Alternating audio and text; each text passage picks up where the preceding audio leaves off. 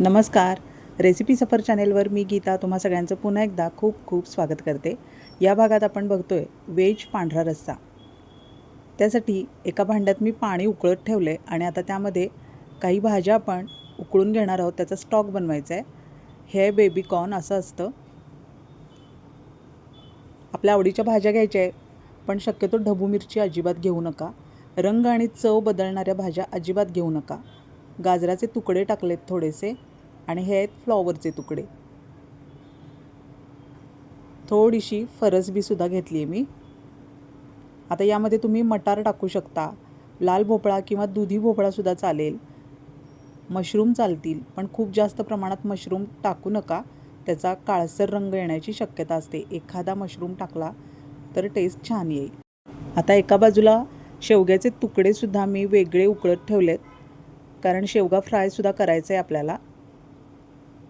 आता या सगळ्या ज्या भाज्या उकळत ठेवल्यात त्यावर तिरकं झाकण ठेवायचं आहे आणि छान स्टॉक बनवू द्यायचं आहे. आणि एका बाजूला शेवग्याच्या शेंगासुद्धा उकळून घ्यायच्या आहेत. मीडियममध्ये उकळायच्या आहेत. खूप जास्त लगदा उकळवायचे नाही आहेत किंवा कमीसुद्धा नाही. अशा पद्धतीनं शेवगा छान उकळून घ्यायचा आहे. आता साहित्य बघूया. इतर एक चमचा घेतले तीळ, खसखस, काजू आणि मगज. हे सगळं आपल्याला गरम पाण्यात 15 ते 20 मिनिटांसाठी भिजत ठेवायचं आहे. त्यामुळं पेस्ट अगदी छान गुळगुळीत तयार होते. ओलं खोबरं घ्यायचं आहे आणि फुटाण्याची डाळ थोडीशी घ्या. खूप जास्त घ्यायचं नाही आहे साहित्य. सगळं 1-2 चमचे आहेत. आपण ज्या प्रमाणात बनवणार आहे त्या प्रमाणात अंदाज घेऊन आपल्याला हे साहित्य घ्यायचं आहे. आता हे मिश्रण कोमट झाल्याची खात्री करायची आणि मिक्सरच्या भांड्यात आपल्याला हे सगळं साहित्य एकत्र वाटून घ्यायचं आहे. पाणी जास्त टाकू नका. दूध आपल्याला दाट काढून घ्यायचं आहे, त्यामुळे टेस्ट अगदी छान येते. बघा, अगदी व्यवस्थित कमी प्रमाणात पाणी टाकलं आहे. वाटून घेतले मी आता गुळगुळीत. आता गाळून घेऊया. गाळूनच घ्या शक्यतो, असंच वापरू नका दूध. खूप जास्त घट्ट झाले त्यामुळे थोडंसं पाणी मिक्स केले मी.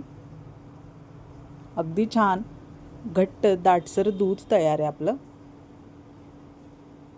व्यवस्थित गाळून घ्यायचं आहे.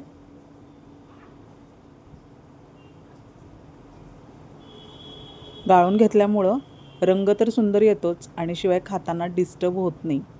अशा पद्धतीनं नक्की ट्राय करा. ही रेसिपी खूप टेस्टी बनते.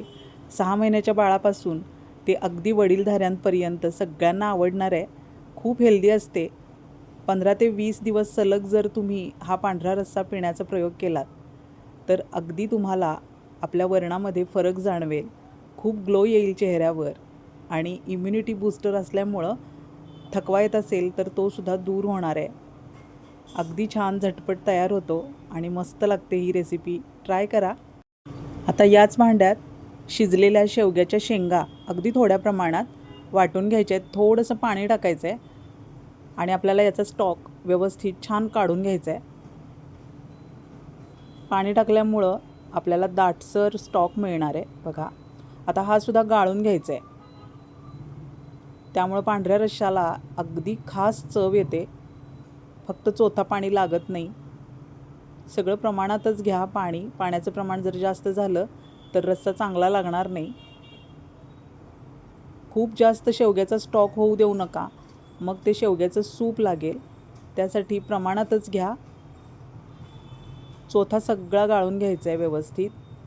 चमच्यानं प्रेस केल्यामुळं अशा पद्धतीनं आपल्याला छान स्टॉक दाटसर तयार मिळतो. इम्युनिटी बूस्टर असल्यामुळं सकाळी उठल्याबरोबर जर थकवा जाणवत असेल तर नक्की हा रस्सा ट्राय करू शकता तुम्ही. चेहऱ्यावर खूप छान ग्लो येतो. सलग 15 ते 20 दिवस हा रस्सा जर तुम्ही नियमित घेण्याचा ट्राय केलात तर तुम्हाला आपल्या वरणामध्ये लक्षणीय सुधारणा झालेली दिसेल.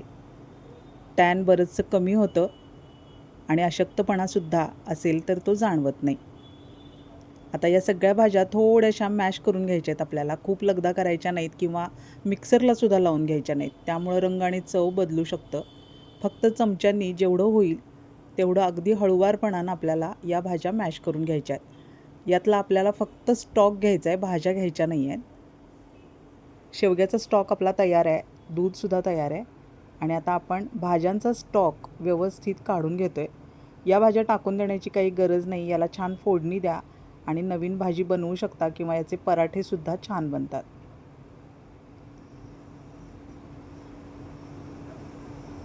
आता शेवग्याच्या स्टॉकमध्येच हा स्टॉकसुद्धा मी गाळून घेतला आहे. व्हिडिओ आवडला असेल तर एक लाईक जरूर करा आणि हाईप द्यायला विसरू नका.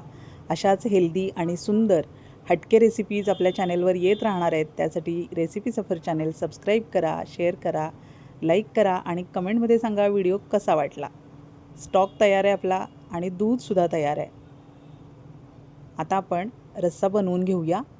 त्यासाठी तापलेल्या भांड्यात आपल्याला थोडंसं गाईचं तूप घ्यायचं आहे. जे तूप अवेलेबल असेल आपल्याकडं ते घ्यायचं आहे किंवा मग बटर चालेल, पण तेल घेऊ नका. थोडंसंच घ्यायचं आहे, खूप जास्त घेऊ नका. त्यानंतर 2 लवंगा, 2 मिरे, 2 दालचिनीचे छोटेसे तुकडे आणि 2 तमालपत्र हे सगळं आपल्याला तुपावर परतून घ्यायचं आहे. खूप जास्त काळं होऊ द्यायचं नाही, करपू द्यायचं नाही आहे अजिबात. त्याचा खमंग सुगंध यायला लागला की लगेचच त्यावर हा भाज्यांचा स्टॉक टाकून घ्यायचा. शेवग्याचा आणि इतर भाज्यांचा जो आपण स्टॉक एकत्र केला आहे तो टाकून घ्यायचा आहे. कोमट आहे, थोडंसं गरम होऊ द्यायचं. आता याला शिजवायची काही गरज नाही. चवीप्रमाणे मीठ टाकायचं आहे. शिजून तयार आहे आपलं सगळं. सगळं व्यवस्थित सारखं करून घ्यायचं. गरम गरम प्यायला खूप छान वाटतं आणि थंड झाल्यानंतरसुद्धा रस्सा टेस्टीच लागतो. पण थंडीच्या दिवसात गरम प्यायला खूप मजा येते. आता बघा, व्यवस्थित गरम करून घ्यायचं आहे आपल्याला. खूप जास्त सळसळ उकळी येऊ द्यायची काही गरज नाही, फक्त गरम करायचं आहे. गॅस आता अगदी मी बारीक केला आहे. खूप मोठ्या गॅसवर अजिबात उकळी येऊ द्यायची नाही. आता त्यानंतर थोडेसे जर्दाळूचे तुकडे टाकले आहेत. ऑप्शनल आहेत, पण मला खूप आवडतात जर्दाळूचे तुकडे पांढऱ्या रश्श्यामध्ये. त्यासाठी चमचाभर मी मिक्स केलेत. त्यामुळं आंबट गोड मस्त चव येते पिताना आणि मध्ये मध्ये हे तुकडे खायला खूप छान लागतात. आता हे दूध आपण एकसारखं करून घेऊया. खूप दाट आहे दूध. आता व्यवस्थित यामध्ये मिक्स करून घ्यायचं. या स्टेजला तुम्ही गॅस बंद केला तर चालेल, पण मी बारीक गॅस सुरू ठेवलेला आहे. बारीक गॅसवरच आपल्याला दूध मिक्स करून घ्यायचं. उकळी येऊ द्यायची नाही.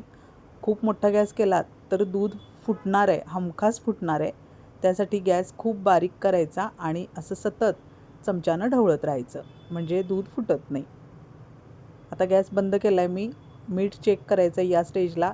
जर तुम्हाला आवडत असेल तर काळं मीठ मिक्स केलं तरी छान लागणार आहे रस्सा. खूप टेस्टी बनते ही डिश.